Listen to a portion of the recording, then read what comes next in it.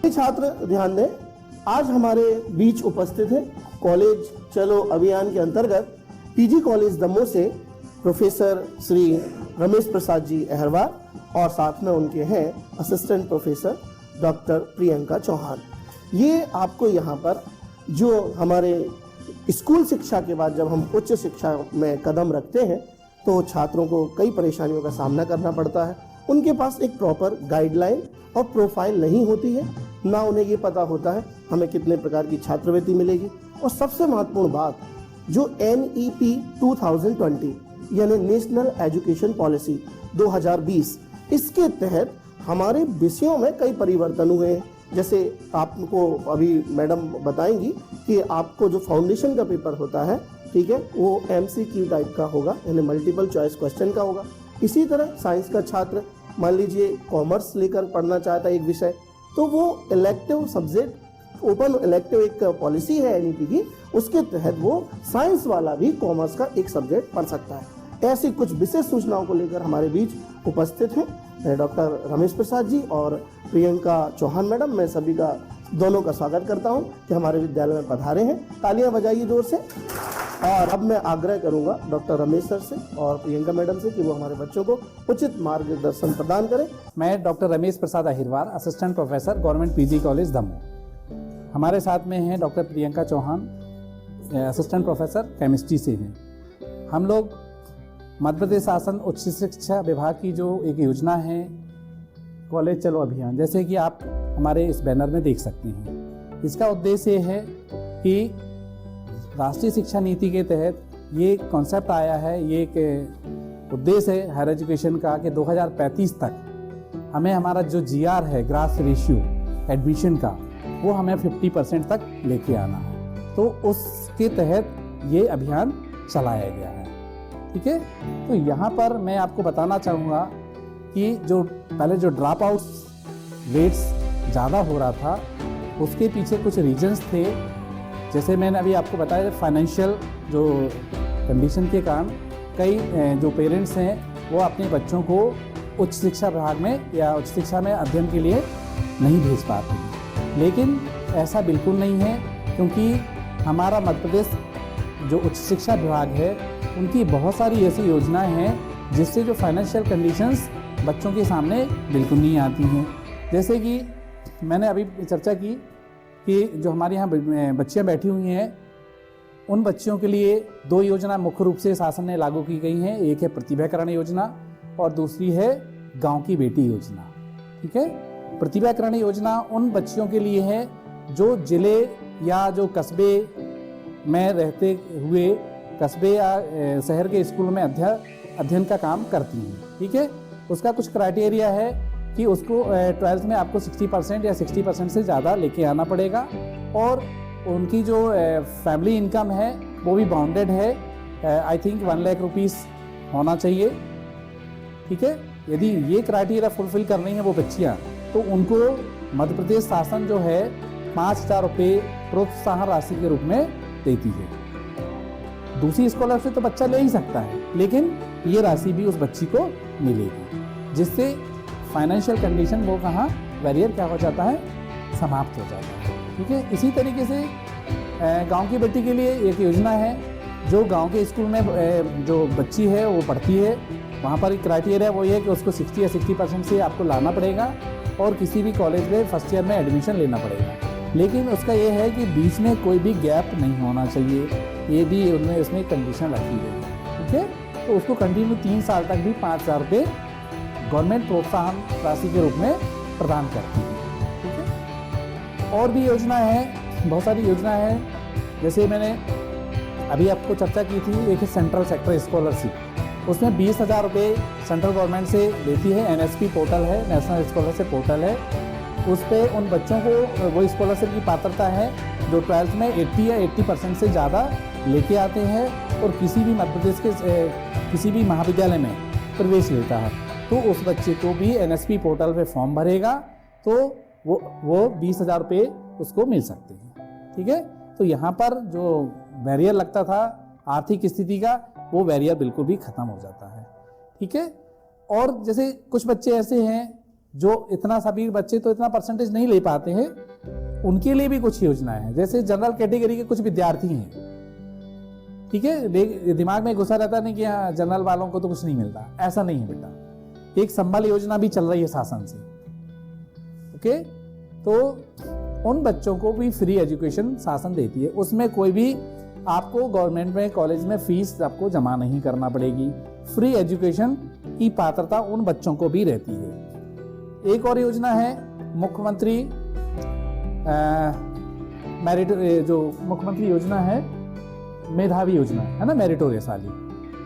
उसका क्राइटेरिया है कि आपको 12th में 70 या मोर देन 70%, शायद 75 हो गया मेरे ख्याल से, 75% हो गया है। तो 75 या इससे ज़्यादा जो परसेंटेज लेके आते हैं जो बच्चे और महाविद्यालय में प्रवेश लेते हैं, वो किसी भी क्लास में, ऐसा नहीं है कि बेसिक साइंस में ही ले, तो BA BCom BSc किसी भी कक्षा में एडमिशन लेगा, उस विद्यार्थी को फ्री एजुकेशन, ना तो उसको एडमिशन फीस देना है ना उसको एग्जामिनेशन फीस देना है। तो ऐसे विद्यार्थियों को भी आपको जो बैरियर रहता था आर्थिक कंडीशन का, वो बैरियर पूरी तरह से बिल्कुल ख़त्म हो जाता है, ठीक है। और भी हमारे इस फ्लैक्स में देख सकते हैं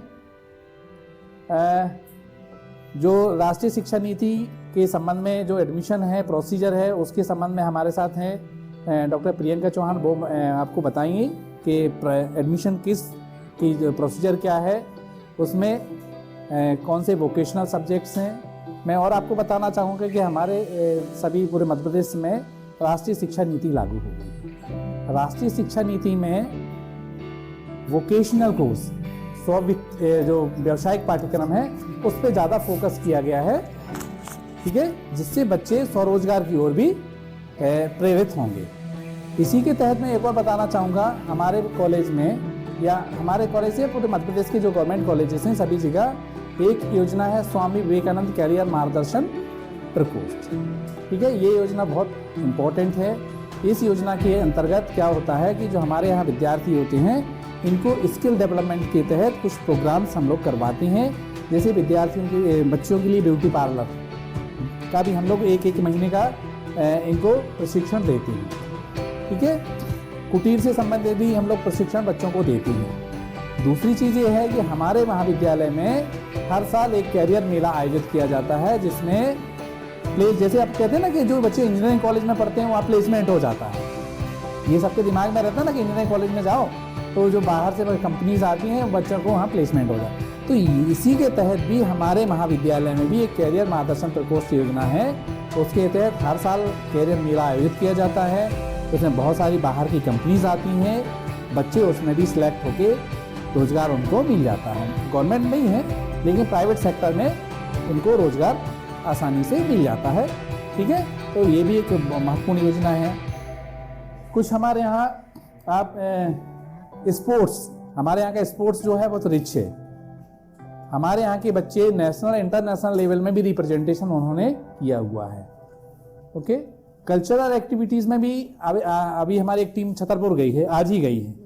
तो कल्चरल एक्टिविटीज़ में भी हमारे यहाँ से स्टेट और नेशनल लेवल में भी बच्चों ने रिप्रेजेंट किया है, ठीक है। तो ये सब बहुत सारी योजनाएं हैं, तो जिसका आप भरपूर फ़ायदा उठाएंगे तो अधिक से अधिक बच्चे, आप जो बच्चे नहीं आए हैं, जो आप अपने साथियों को, अपने पेरेंट्स से को भी बोलें इसके संबंध में कि ये कि अपने दिमाग से ये चीज़ें निकाल लें कि फाइनेंशियल कंडीशन के कारण एडमिशन नहीं ले पाते हैं, और आप अपने साथियों को ये चीज़ें बताएं कि आप अधिक से अधिक संख्या में फर्स्ट ईयर में एडमिशन लें, ठीक है। Thank you sir. हमारे साथ हैं डॉक्टर प्रियंका चौहान मैडम, वो एडमिशन प्रोसीजर के संबंध में आप लोगों को बताएंगे। Thank you. मैं स्वागत करता हूँ प्रियंका मैडम का कि वो बच्चों को जो आगामी उच्च शिक्षा में जब कदम रखेंगे अंदर, तो उन्हें कौन कौन से लाभ होंगे, उन्हें कौन कौन से क्षेत्र मिलेंगे, ये अवगत कराएंगे आदरणीय प्रियंका मैडम। प्रियंका चौहान, केमिस्ट्री से असिस्टेंट प्रोफेसर हूँ गवर्नमेंट पीजी कॉलेज में।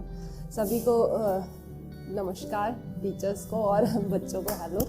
तो मैं आप लोगों को एडमिशन प्रोसेस के बारे में जानकारी देना चाहूँगी। एडमिशन प्रोसेस हायर एजुकेशन में, मतलब जैसे BA BSc BCom है ना, तो ये एडमिशन हो जाते हैं स्टार्ट मई से। मई के लास्ट वीक से ये एडमिशन प्रोसेस स्टार्ट हो जाएगी। आपको कुछ नहीं करना है, सिर्फ ऑनलाइन आपको अपना रजिस्ट्रेशन कराना है। वो किसी भी कैफ़े से हो जाएगा, आप स्वयं भी कर सकते हैं, मोबाइल सभी चलाते हैं, है ना। तो गूगल पे ई प्रवेश पोर्टल डालेंगे तो उसमें आपको रजिस्ट्रेशन करना होगा। रजिस्ट्रेशन में आपको आपकी सारी डिटेल्स भरना होगा, जैसे आप किस कैटेगरी से आते हैं, मतलब ओबीसी, एसटी, एससी या जनरल कैटेगरी से आते हैं, आपने 12th में कितने % अचीव किए हैं, आपकी 12th की मार्कशीट आपको अपलोड करना पड़ेगा। इसके अलावा डोमिसाइल मतलब मूल निवासी प्रमाण पत्र, आय प्रमाण पत्र और एक जाति प्रमाण पत्र, ये सब आपको ऑनलाइन अपलोड करना पड़ेगा। ठीक है, ये रजिस्ट्रेशन की प्रोसेस हो गई। 2 वीक्स के बाद आप लोगों की एक मेरिट लिस्ट आती है, जिसमें आपका लिस्ट में यदि आपका जो आपने चॉइस फिलिंग करी है कॉलेजेस की, है ना, उसमें उस कॉलेजेस में आपका नाम हो जाता है, तो फिर आपको भरना होता है फीस और अपने सब्जेक्ट सेलेक्ट करना होता है। क्योंकि NEP 2020 में सब्जेक्ट का क्राइटेरिया थोड़ा चेंज हो गया है। जैसे पहले अपन यदि PCM कर रहे थे, BSc PCM कर रहे थे, तो अपन को कुछ सेलेक्ट करने की आवश्यकता नहीं होती थी, फिजिक्स, केमिस्ट्री, मैथ होता था, है ना। लेकिन अब न्यू एजुकेशन पॉलिसी में क्या है कि सब्जेक्ट को अलग कैटेगरी में डिवाइड किया गया है। जैसे पहला सब्जेक्ट है मेजर सब्जेक्ट। जैसे आप अपना BSc ग्रेजुएशन करने के बाद जिसमें आप रिसर्च करना चाह रहे हैं आगे, ठीक है, रिसर्च मतलब कि MSc और PhD आगे, तो वो सब्जेक्ट आपको अपना मेजर सब्जेक्ट चूज करना पड़ेगा। सपोज करिए आप सभी मैथ्स के बच्चे हैं यहाँ पर, है ना, तो मैथ्स में जाना चाह रहे हैं या केमिस्ट्री में आप रिसर्च करना चाह रहे हैं या फिजिक्स में, ठीक है, तो उस सब्जेक्ट को आप अपना मेजर सब्जेक्ट चूज करेंगे। ठीक है, मेजर सब्जेक्ट के बाद सेकंड जो सब्जेक्ट होता है वो माइनर।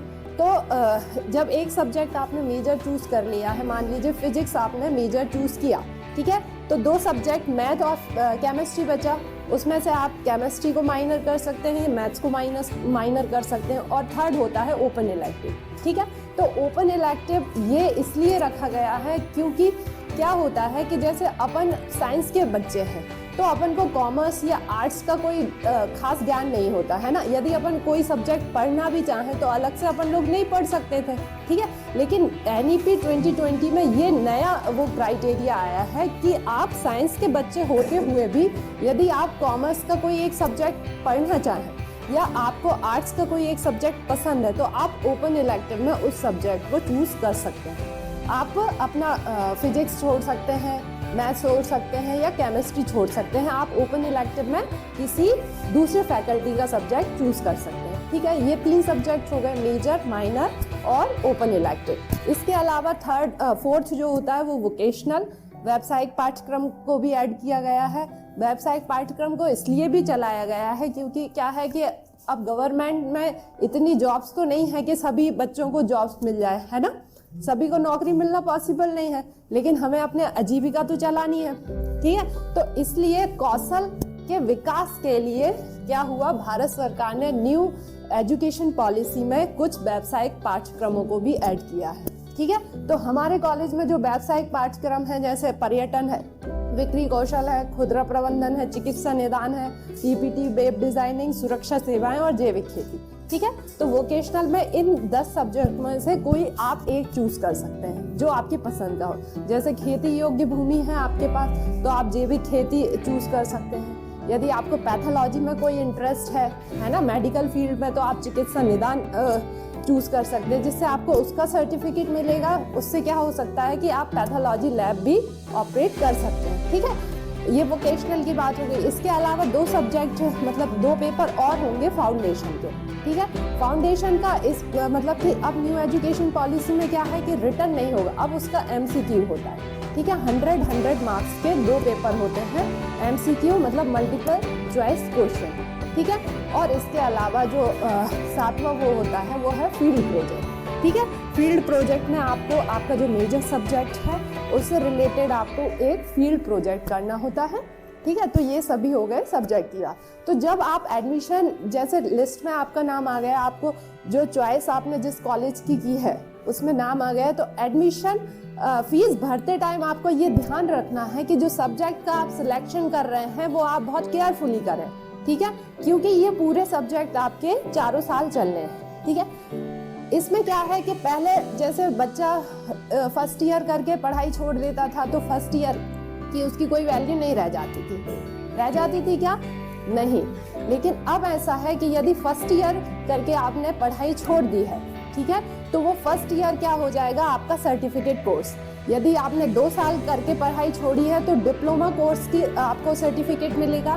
3 साल की है तो आपको डिग्री मिल जाएगी, और यदि 4 साल आपने लगातार बीएससी करी है तो आपको ऑनर्स की डिग्री मिलेगी। ठीक है, मतलब ये न्यू एजुकेशन पॉलिसी में अब थोड़ा बदलाव ये आया है। ठीक है, और किसी को और कोई डाउट हो एडमिशन से संबंधित तो आप पूछ सकते हैं।